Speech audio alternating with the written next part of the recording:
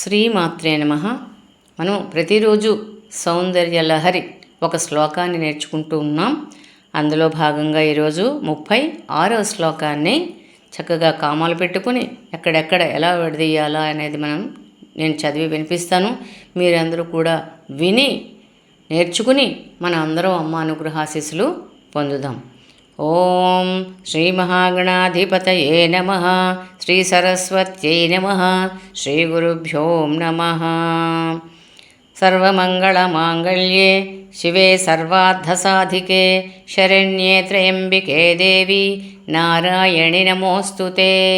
Yeah దేవీ సర్వభూతేషు నిద్రారూపేణ సంస్థిత. నమస్తస్యై నమస్తస్యై నమస్తస్యై నమో నమః. ఇప్పుడు కామాలు ముందుగా చెప్తాను. తవాజ్ఞాచక్రస్థం కమ తపన శశికోటిద్యుతిధరం కమ పరం శంభుం వందే కమ పరిమిళిత పార్శ్వం పరచిత కమ యమారాధ్యన్ భక్త్యా కమ రవిశశిశుచీనామ విషయే కమ నిరాలోకే లోకే కమ నివసతి భాలోకభువనే. ఇప్పుడు శ్లోకాన్ని చెప్తాను, విని నేర్చుకోండి. తవాజ్ఞాచక్రస్థం తవాజ్ఞాచక్రస్థం తపన శశికోటిద్యుతిధరం తపన శశికోటిద్యుతిధరం తవాజ్ఞాచక్రస్థం తపన శశికోటిద్యుతిధరం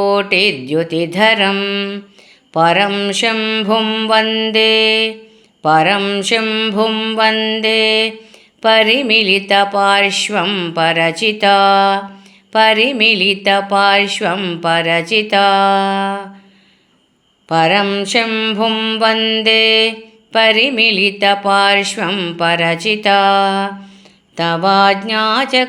తవాజ్ఞాచక్రస్థం తపన శశికోటిద్యుతిధరం పరం శంభుం వందే పరిమిళిత పార్శ్వం పరచిత యమారాధ్యన్ భక్త్యా యమారాధ్యన్ భక్త్యా రవిశశిశుచీనామ విషయే రవిశశిశుచీనామ విషయే నిరాలోకే లోకే నివసతి భాలోకభువనే నివసతి భాలోకభువనే యమారాధ్యన్ భక్త్యా రవిశశిశుచీనామ విషయే నిరాలోకే లోకే నివసతి భాలోకభువనే.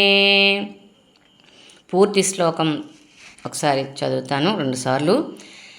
తవాజ్ఞాచక్రస్థం తపన శశికోటిద్యుతిధరం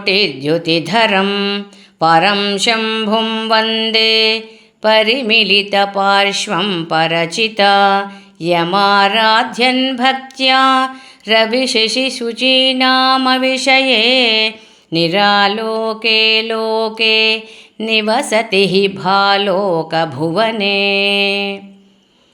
తవాజ్ఞాచక్రస్థం తపన శశికోటిద్యుతిధరం పరం శంభుం వందే పరిమిళిత పార్శ్వం పరచిత యమారాధ్యన్ భక్త్యా రవిశశిశుచీనామ విషయే నిరాలోకే లోకే నివసతి భాలోకభువనే.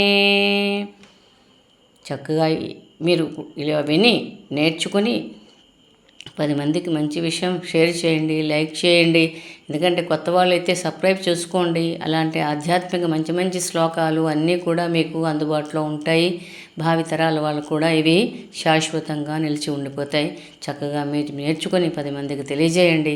మన అందరం కూడా, ఎందుకంటే ఇవి సౌందర్య లహరి ప్రవాహం. ఇవి ప్రతి ఒక్క శ్లోకము అద్భుతమైన వర్ణన, అమ్మతాలక శక్తి, అవన్నీ కూడా మీరు వింటున్నారు. అర్థాలు కూడాను చాలా చక్కగా మీరందరూ వింటున్నారు, నేర్చుకుంటున్నారు. అమ్మ అనుగ్రహాశీస్సులు మనం అందరము పొందుతున్నాం. కాబట్టి చక్కగా విని నేర్చుకుని మన అందరం అమ్మ అనుగ్రహాశీస్సులు పొందుదాం.